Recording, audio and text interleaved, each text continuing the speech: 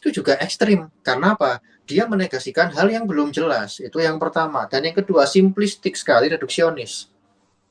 Jadi dia itu mengkritik teis sekaligus mengkritik ateis. Sehingga mana yang paling aman, mana yang paling ilmiah, mana yang paling rasional, ya di tengah aja lah. Agnostik, kita mensuspend.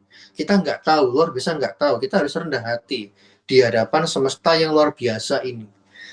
Ketika masuk dalam mekanika kuantum yang sangat rumit sekali dan serba kompleks itu ya, kita nggak tahu. Apalagi alam semesta makro, multiverse, kita nggak tahu di balik itu. Jadi jangan sok tahu, apalagi sombong, kayak Mas Gigi gitu ya, yang itu menyatakan teori sistem, hakikat kausalitas. Bagi mereka, saya itu sudah dikatakan arogan. Ya teman-teman sekalian, arogan itu kan, walaupun nggak semua ya, nggak semua bilang seperti itu ya. Nah, tadi ya mengatakan tidak penting, saya kira Anda paham maksud saya ini mengarah ke mana ya. Jadi ada ajaran yang mengatakan ada enggaknya Tuhan itu nggak penting. Yang penting berbuat baik, berbuat moral yang baik, nggak merugikan manusia, humanisme, tanpa melihat ke langit gitu ya, tanpa bertuhan maksudnya, tanpa melihat aspek akhirat, tanpa ancaman, nggak perlu. Yang penting kita rasional berbuat baik. Kita punya hati nurani, kita punya apa namanya itu kodrat fitrah untuk berbuat baik sama manusia tanpa mempertimbangkan agamanya apa, suku dan ras. Nah, itu mereka juga mengklaim hal seperti itu. Nah, itu ya teman-teman sekalian ya, itu di situ. Nah, agnostik itu dimulai dari mana sih Mas Kiki? Kalau dari akar sejarahnya, genealoginya ya, ini sudah ada sejak lama teman-teman, nggak baru-baru ini. Ya memang baru-baru ini lagi viral gitu ya, Dr. Yuhasan, Coki Pardede, dan lain-lain itu kan begitu. Cuman sebenarnya kalau diruntut itu sebenarnya sudah sebelum Masehi gitu ya. Sebelum agama-agama besar datang, itu sudah ada di Yunani. Contoh nama filsafnya adalah Protagoras. Jadi Yunani itu filsafatnya sangat kaya ya. Ada yang itu pagan, pantheon gitu ya, penyembah dewa-dewi ya, Zeus, Jupiter Romawi ya. Zeus, terus siapa namanya, Olympus, Athena dan lain-lain ya, Medusa dan lain-lain itu ya. Ada yang rasional filosofis kayak Socrates, Aristo dengan penggerak abadinya, Plato itu filsafat sekaligus mistik ya. Emanasinya Plotinos gitu ya dan lain-lain ya. Termasuk ada juga filsuf materialistik kayak Protagoras yang itu meragukan, menskeptisi tentang adanya Tuhan. Di belahan bumi yang lain, di India, ada yang namanya itu Sanjaya Belatiputta ya. Sanjaya itu kan begitu ya. Nah itu di India itu walaupun dominan Hindu, ingat ada Buddha. Buddha itu nggak mau dikatakan ateis. Walaupun ada beberapa aspek juga mengarah pada ateis, jelas. Kausalitas ini terjadi dengan natural, begitu ya. Tanpa pencipta itu kan ateis kan. Tapi di sisi yang lain menyatakan akal kita nggak mampu mengklaim bagaimana awal mula semesta dan enggaknya Tuhan itu nggak mampu. Jadi sang Buddha itu pernah membuat quote gitu ya mungkin zaman sekarang yang menyatakan gini, kamu kalau kena panah gitu ya, ketancep panah gitu ya, itu jangan tanya dari mana panah ini, yang nembak panah ini siapa, tapi segera obati. Itu analogi kayak masalah manusia yang menderita ini kamu nggak perlu tanya Tuhan ada apa tidak, itu nggak perlu, tapi apa, ya langsung aja masalah moral selesaikan, masalah kehidupan selesaikan, masalah di perbudak nafsu selesaikan. Nah itu kan ajaran Buddha ya, itu kan di situ. Jadi ada agnostiknya, ada ateismenya Buddha, Buddha itu ya. Nah bahkan pernah sang Buddha itu tanyain oleh teis, Tuhan ada apa tidak, jawabannya kebalik, Tuhan nggak ada. Ketika sebaliknya ada teis yang menyatakan Tuhan ada, bertanya gitu, Tuhan ada apa tidak, jawabannya nggak ada. Oh kebalik ya, ketika ada ateis datang, Tuhan ada apa tidak, ada. Muridnya bingung, yang benar yang mana guru, itu kan begitu kan. Kita nggak tahu mana yang benar. Kita hanya apa, terus berpetualang secara intelektual dan spiritual untuk memperbaiki diri terus menerus. Itu kan ciri ajaran Buddha ya teman-teman sekalian. Nah, ini ngetren ketika masuk era posmo. Ya sebelum posmo juga ada, tapi ketika ngetren banget tuh masuk era posmo gitu ya. Jadi modernis itu kan kalau abad medieval pertengahan itu kan sangat religius ya, skolastik Katolik gitu ya, dan dunia Islam di belahan timur, belahan Asia Barat ya. Tapi ketika dia masuk ke zaman modern, itu masih ada agama, tapi berkembang juga paham materialis, sekularistik, ateis gitu ya, termasuk agnostik, dan mencapai puncaknya ketika zaman posmo, ya sampai zaman sekarang. Posmo semua relatif, termasuk kebenaran, itu kan begitu. Tapi nggak semua posmo itu agnostik loh ya, ada posmo yang teis juga ada, itu kan begitu kan. Nah, itu di situ teman-teman sekalian, termasuk ada buku Karen Armstrong tidak dalam buku Masa Depan Tuhan juga bersifat agnostik. Ini aku disclaimer aja ya biar enggak salah kaprah ya, karena begini, kenapa saya menyatakan buku ini tuh ya itu bersifat agnostik, karena di satu sisi beliau itu mengkritik ateis, di satu sisi beliau mengkritik teis juga, walaupun tentu beliau banyak pihak yang mengatakan ya Karen ini masih teis kok, tapi teis yang bersifat apofatik. Apofatik itu tahu ya, kayak fideis gitu ya, jadi kita nggak tahu dasar bertuhan tapi ada manfaat bertuhan. Ada kalau salah ada pendapat yang menyatakan Karen itu seperti itu. Walaupun secara bukunya itu juga banyak mengkritik ateis, dibantah, teis juga dibantah, bahkan definisi Tuhan juga dibantah. Nah ini kan akhirnya tak semua relatif gitu ya teman-teman sekalian. Jadi ada agnostiknya, ada apofatiknya, kayak sangat campur gitu ya. Jadi kayak agak abu-abu juga ya teman-teman sekalian. Beda dengan misalkan Ryu Hasan yang tegas eksplisit menyatakan kita nggak tahu. Itu di situ teman-teman sekalian kan begitu kan. Jadi saya menyatakan ada aroma agnostiknya gitu ya. Bahkan cenderung kental itu kan seperti dalam buku ini ya. Itu di situ ya. Oke, selain ada Dr. Ryu Hasan, ada Jogi Pardede gitu ya. Ada Karen Armstrong begitu ya. Ada ajaran Buddha, juga ada yang namanya beberapa tokoh-tokoh penting dunia. Misalkan kayak Lee Kuan Yew, ini tahu ya teman-teman ya. Beliau ini mantan Perdana Menteri Singapura nggak salah ya. Perdana Menteri atau intinya dia itu pemimpin Singapura ya.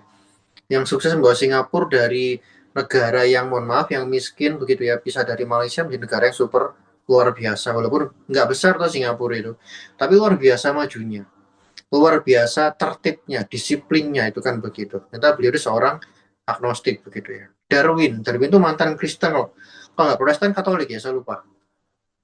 Tapi beliau itu juga pada akhirnya menjadi agnostik, nggak memerlukan penjelasan adanya Tuhan, tapi dia masih ragu gitu ya.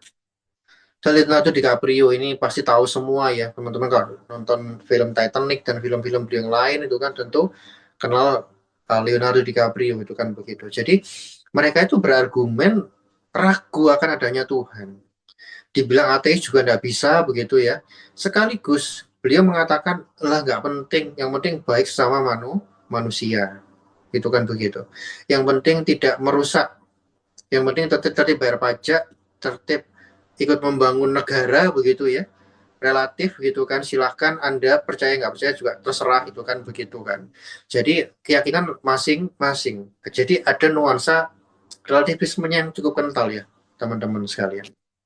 Oke, itulah sekilas pemikiran agnostik, tokohnya, sejarahnya, dan juga bagaimana sih secara umum ya, summary pemikirannya begitu ya. Jadi mereka itu mengambil posisi netral dalam kajian asal-usul alam, itu kan seperti itu teman-teman sekalian. Oke, nah langsung masuk kritik. Nggak banyak ini materinya, insya Allah juga ada berat kayak kemarin. Jadi saya coba kritik agnostisisme itu dari paradigma terlebih dahulu ya, secara sistematis ya. Paradigma itu ada ontologi, ada epistemologi, ada aksiologi. Itu paling minimal, ada metodologi ya teman-teman sekalian. Nah, agnostisisme itu seringkali ditopang oleh paradigma materialisme, positivisme, empirisme, dan naturalisme. Materialisme itu paham serba materi, begitu ya. Positivisme itu paham yang ekstrim, jadi menolak metafisika, hal yang bersifat metafisik, hal yang bersifat abstrak. bahkan meaningless lah kajian metafisika itu, ya kayak katanya Carnap gitu ya. Dan juga dia itu bentuk ekstrim daripada materialisme. Kalau materialisme masih mau mengkaji tentang substansi, aksiden itu masih mau. Tapi kalau positivisme itu meaningless, nggak penting, nggak guna, nggak bermakna apapun gitu ya. Ada empirisme yang itu semua harus diukur, diverifikasi dengan indera manusia.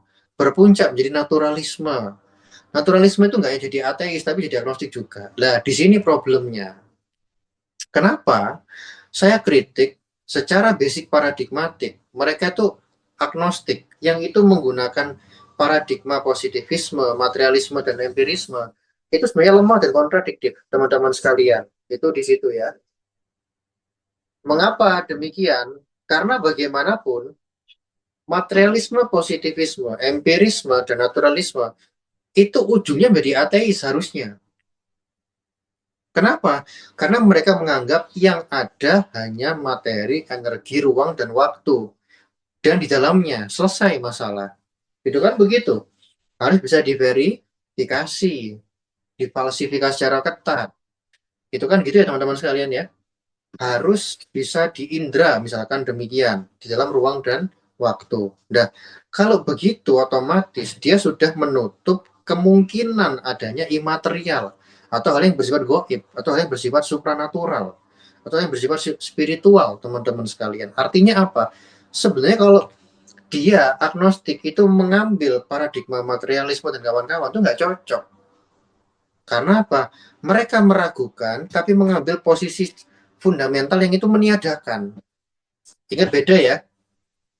Meragukan dan meniadakan itu beda. Kalau ragu itu masih ya mungkin aja Tuhan ada, itu kan gitu. Itu namanya ragu. Bisa ada, bisa tidak. Itu ragu namanya. Tapi kalau materialisme itu sudah menutup yang ada hanya materi. Maka kritik paling fundamental, teman-teman agnostik yang itu masih menggunakan cara berpikir atau paradigma naturalisme dan kawan-kawan tadi, maka dia sudah salah fondasi dan tidak relevan. Ya, itu kan sering tuh, termasuk Dr. Yuasan kan tipikal cara berpikir yang sangat materialistik, semua dilihat secara materialistik dari kandungan apa kerja otak saja dan sebagainya, teman-teman sekalian. Nah, itu posisinya tidak kokoh, bahkan kontradiktif ya, teman-teman sekalian. Nanti pasti ada yang protes mungkin, loh kan nggak harus kaku gitu Mas Gigi. Saya nggak berusaha kaku, tapi saya berusaha konsisten gitu ya. Antara cara berpikir, pandangan realitas, dan bagaimana sikap terhadap asal-usul alam itu harus konsisten. Kalau kita kemarin udah mengkaji kan bagaimana materialisme, positivisme, empirisme, jadi naturalisme, jadilah ateisme. Misalkan apa? Multiverse. Itu kan jelas konsisten. Saya nggak bilang benar ya, konsisten. Relevan, itu kan begitu. Tapi ini meragukan, tapi basicnya adalah menutup adanya kemungkinan imaterial. Ini bukan meragukan, sudah memvonis. Kalau seperti ini udah nggak netral lagi dia. Sudah berpihak. Jadi dia itu berarti agnostik ini dekat dengan siapa sih? Dekat dengan ateis kalau begini caranya. Bisa dipahami ya teman-teman sekalian. Walaupun tadi saya ngomong agnostik juga mengkritik ateis, tapi lebih banyak mengkritik teis. Kalau Anda mengikuti kajian-kajiannya ya teman-teman ya. Itu di situ apalagi cara pikirnya disamakan. Itu walaupun tidak konsisten, tapi ya dia kan dekat ke sana. Makanya agnostik itu nggak mungkin netral. Dia sudah berpihak sebenarnya. Nah, itu ya, teman-teman sekalian ya. Jadi sudah secara fundamental lemah gitu ya. Secara fundamental. Oke, Mas Gigi, apa kelemahan naturalisme dan kawan-kawan? Ya, saya nggak jelasin ya. Itu sudah kita kaji minggu lalu ya, teman-teman di TSKA itu ya. Itu silakan dibuka kembali itu di situ. Nah, nggak mau saya tetap naturalisme materialisme ya, ikut aja materi minggu lalu dibuka. Itu akan tahu kelemahannya materialisme dan kawan-kawan menjelaskan alam semesta itu bagaimana. Itu di situ. Oke, lanjut. Nah, agnostisisme itu lebih tepat jika ditopang oleh paradigma posmo. Semua serba relatif, bahkan benar aja di dekonstruksi gitu ya. Universal itu nggak ada, itu kan begitu ya. Yang ada hanyalah kategori-kategori gitu ya. Bukan das Ding an sich, tapi semua adalah bayangan konstruksi mental kita gitu ya. Nggak ada yang universal, nggak ada yang objektif. Kalau begitu caranya, semua relatif. termasuk Tuhan. Nah, itu baru konsisten sebagai seorang agnostik. Kalau konsisten, tapi disuruh konsisten, kita diomong kaku kan repot. Ya saya sering didapat gitu. Nggak harus kaku gitu Mas Gigi. Kita nggak kaku, tapi konsisten secara komprehensif, secara koheren, teman-teman sekalian. Nah, relativisme, posmo itu masih membuka kemungkinan akan hal yang bersifat spiritual, kearifan lokal, mistisme. Anda bisa baca bukunya Karen Armstrong ya. Mohon maaf ini salah nih, bukan menalar Tuhan nih. Masa depan Tuhan ya, sorry, belum saya ganti nih. Itu Karen itu mengapresiasi cara beragama orang zaman dulu sampai sekarang.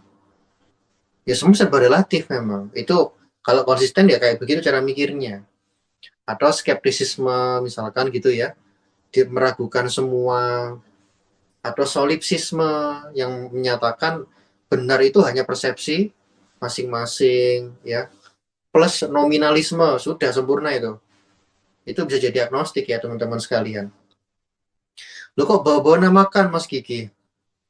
Karena kan walaupun dia teis ya dengan argumen moral, tapi dalam beberapa aspek dia juga mengandung aspek-aspek agnostik gitu ya, misalkan kayak pandangan antinominya tadi yang mengatakan akal nggak bisa menyatakan alam apakah terbatas atau nggak terbatas. Sudah kita bantah ya minggu lalu ya.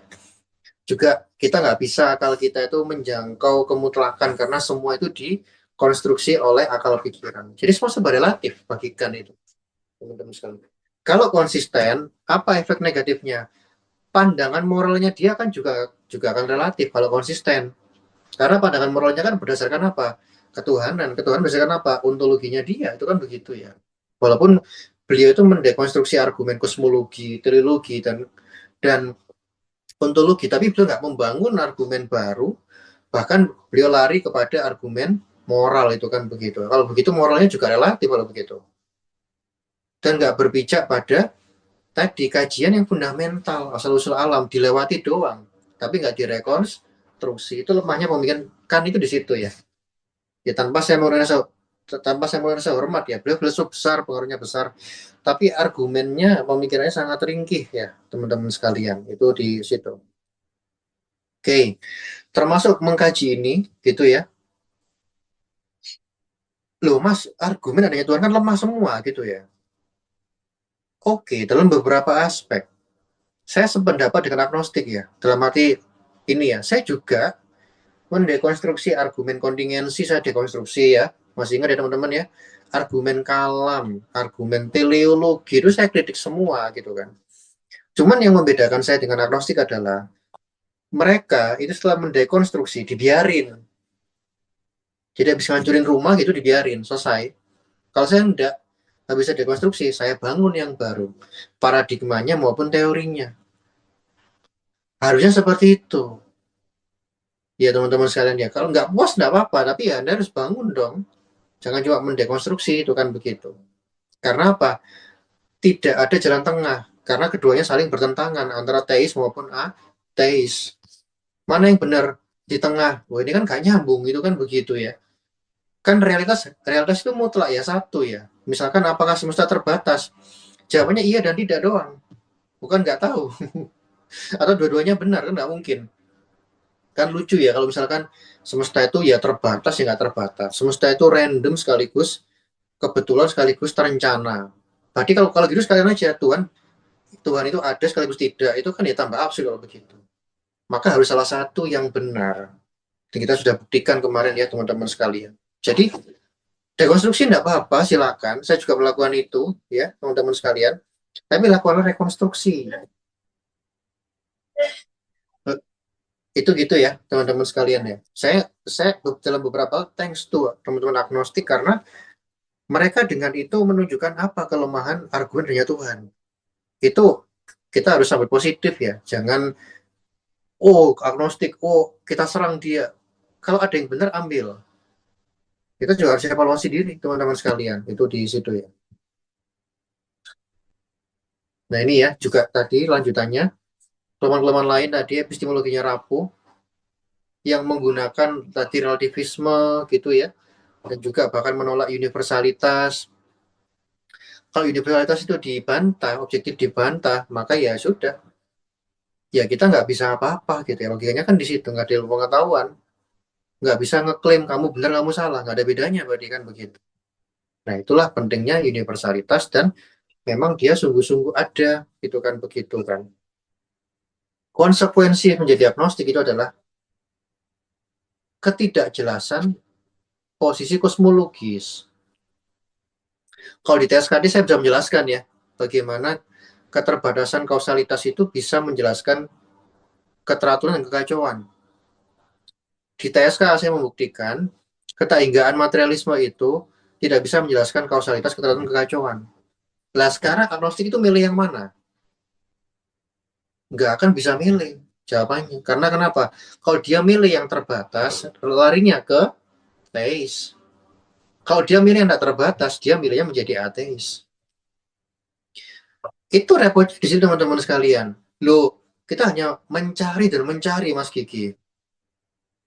Mencari sekalipun, teman-teman sekalian. Itu ada hukum universal yang bisa kita tangkap. Sehingga kita tahu arahnya kemana semesta itu. Awalnya bagaimana. Mencari dan mencari itu kan juga ada, ya tadi balik lagi ya, mencari, kita mencari. Tapi kan realitas itu kan faktanya bukan di antara terbatas dan nggak terbatas, tapi salah satu di antara keduanya. Jadi kita mencari secara percuma itu kan begitu ya, teman-teman sekalian. Logikanya kan di situ. Ya wajar, karena apa? Menolak universalitas. Atau kalau yang tadi orang-orang posmo, tentu tidak suka dengan kajian metafisik. Kayak hakikat kausalitas itu bagi orang positivisme, materialisme, naturalisme itu nggak penting. Dan itu ngapain sih bahas begituan? Ya wajar akhirnya mereka lemah di situ. Hakikat kausalitas, gradasi kausalitas, yang saya jelaskan kemarin ya, superlatif, komparatif, ketainggaan. Ya males bahas begituan, atau kurang diminati ya, teman-teman sekalian. Efeknya apa? Posisi kosmologisnya nggak jelas. Tapi kecenderungan dia akan erat dengan ateis. Nah ini kan udah konsisten. Terombang-ambing, sudah pindah posisi. Sudah geser paradigmatik. Padahal kita tunjukkan kemarin bahwasanya apa? Teman-teman ateis yang itu menggunakan multiverse sekalipun, itu sudah bergeser paradigmanya dari materialisme menjadi idealisme. Tanpa bukti, percaya saja. Nah ini geser ke sana. Ini kamu geser ke posisi yang lemah juga, nggak menolong kamu. Itu kan di situ ya, teman-teman sekalian ya. Jadi ada kontradiksi ontologis dan kosmologis. Contoh, Anda bisa buka blogspot, namanya itu The Free Thinker Blogspot. Itu yang nulis itu namanya Bapak Yohanes Rahmat. Itu kalau bahasa temennya Rio Hasan. Itu mantan pendeta atau pastor gitu, lupa aku. Sekarang jadi agnostik. Tapi beliau itu membantah semua argumen adanya Tuhan. Beliau mengarah pada multiverse terhingga. Bahkan cenderung pada ateis kalau begitu. Tapi di satu sisi beliau bilang, menyatakan kita serba nggak tahu. Nah ini kan nggak konsisten. Mengkritik teis, tak hingga, nggak tahu. Jadi satu orang ada tiga posisi yang diambil, dua posisi yang diambil, bayangin ya. Yang saling berkontradiksi. Sekarang tambahin, nggak penting. Tambah kontradiksi. Kenapa nggak penting dibahas? Padahal itu dasar. Kita harus tahu apa fondasi kita, apa di atas kita. Itu harus tahu sebelum kita bicara alam, sebelum kita bicara manusia. Kita bicara baik, standarnya apa? Universal, alam semesta, Tuhan. Itu kan harus bahas itu dulu ya teman-teman sekalian ya. Itu di situ. Termasuk kelemahan antinomi ya, yang tadi saya nyatakan, yang menyatakan kemarin dan tadi itu, bahwasanya ya terhingga dan gak terhingga itu saling berkontradiksi. Maka apa? Kemungkinannya dua. Benar salah satu, harus salah keduanya. Nggak benar keduanya, nggak mungkin benar keduanya. Nah itu ngapain pakai logika klasik, Mas Kiki? Prinsip logika klasik itu universal. Nggak bisa kita tinggalkan. Kalau kita tinggalkan, mesti kita nggak akan konsisten. Dan pemikiran kita akan apa ya? Tidak punya daya jelajah dan daya penjelasan korespondensial. Apalagi bersaling koheren, nggak bakal. Itu teman-teman sekalian ya. Dan ujungnya tidak dapat membangun konstruksi dan rekonstruksi sistemik atas alam semesta ya tadi. Bagaimana kausalitas itu, hubungan kausalitas kita kekacauan. Ini semua ujungnya cuma dua, terbatas sama terbatas. Ada tunjukkan kemarin ya logikanya ya. Misalkan kalau terbatas apa konsekuensinya, kalau terbatas apa konsekuensinya, itu kan begitu. Kalau random apa konsekuensinya gitu ya. Kalau teratur apa konsekuensinya, itu ada ujungnya semua kan begitu kan. Jadi nggak hanya cukup yang kita mencari dan mencari. Ya ada ujungnya, mesti kan ada arahnya kemana sedang mencari dan mencari. Karena manusia itu apa, haus akan pertanyaan, kita dari mana, alam dari mana, semua yang mungkin ada di luar sana dari mana. Nah itu kan harus dijawab.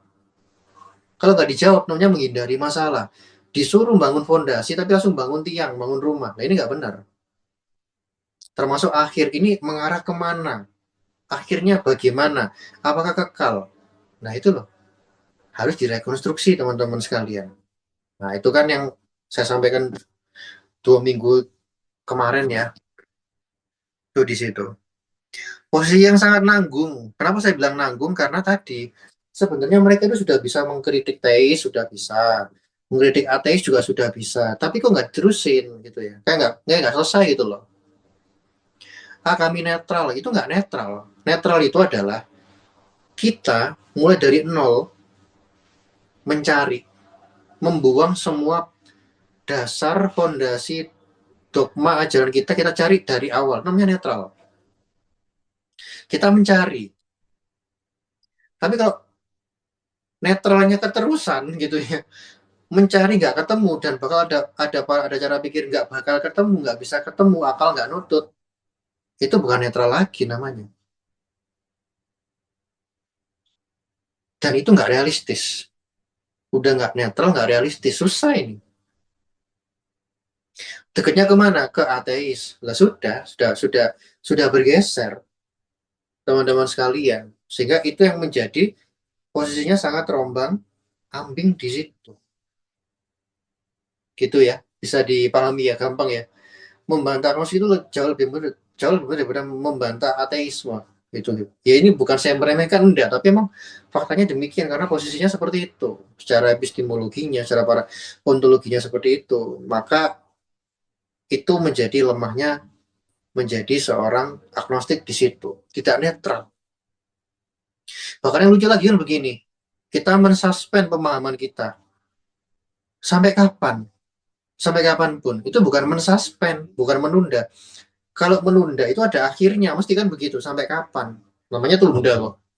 Kalau sampai kapan pun sampai akhir itu bukan mensuspend, tapi memfonis. Akal nggak mampu dan nggak penting. Tapi mengarah pada ketaigaan, nggak konsisten, sudah. Itulah kenapa jadi agnostik itu nggak gampang. Ya nggak realistis juga sih. Jadi jangan ikut-ikutan jadi agnostik ya. Saya jadi agnostik, saya mengkritisi. Anda paham apa sih yang Anda pahami gitu loh. Lemah banget, ringkih banget ya teman-teman sekalian, itu di situ nggak produktif, bahkan di respondasi yang ringkih. Dia ngantilnya, lengketnya kemana? Ke ateis. Jarang ada agnostik itu dekatnya ke ateis, jarang. Coba cari, ayo, pasti dia cenderungnya adalah dekatnya ke teman-teman ateis, itu kan begitu. Itu ada teman saya yang itu ragu tapi dia beragama.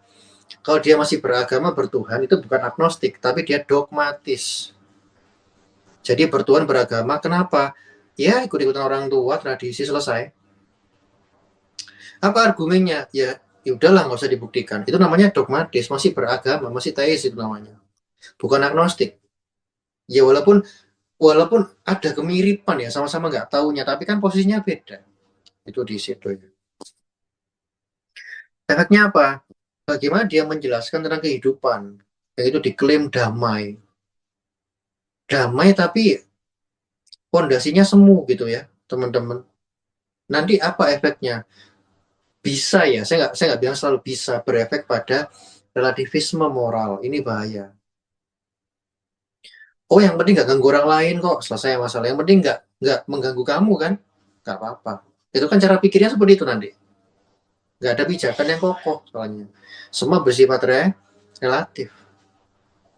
Itu kan begitu ya. Termasuk tadi ya saya sampaikan berkali-kali, di era positivisme seperti sekarang, di era pragmatisme seperti sekarang, mengkaji asal-usul alam, eksistensi Tuhan, itu hal yang fundamental. Nggak bisa di-skip, disimplifikasi, nggak penting, itu nggak bisa. Ah, saya capek mas membahas begituan, nggak produktif. Ini filsafat, Bung. Filsafat mesti rumit, Bung. Termasuk mengkaji asal-usul alam dan ketuhanan. Capek ya capek, saya juga capek bahas beginian, tapi itu harus kita hadapi. Dan itu fundamental. Nggak bisa digantikan, atau ada omongan begini kan biasanya. Lihat tuh, negara maju udah membahas AI, terbang ke bulan, terbang ke Mars. Kamu masih membahas Tuhan aja. Lah ini kesannya kan membahas Tuhan itu hal yang mohon maaf ya, hal yang remeh-temeh gitu ya. Hal yang mundur, berarti fondasi sampai kapanpun. Zaman sekarang semua diukur dengan uang dan uang. Memang demikian ya. Tapi itu nggak akan bisa menggantikan pentingnya dahaga manusia untuk mencari kebenaran akan asal-usul alam tadi ya. Question yang sangat luhur sekali tadi. Dari mana kita, dari mana alam semesta, dari mana seluruh segala sesuatu. Kemana kita, ke arah mana, itu harus dibahas. Nggak bisa langsung di skip.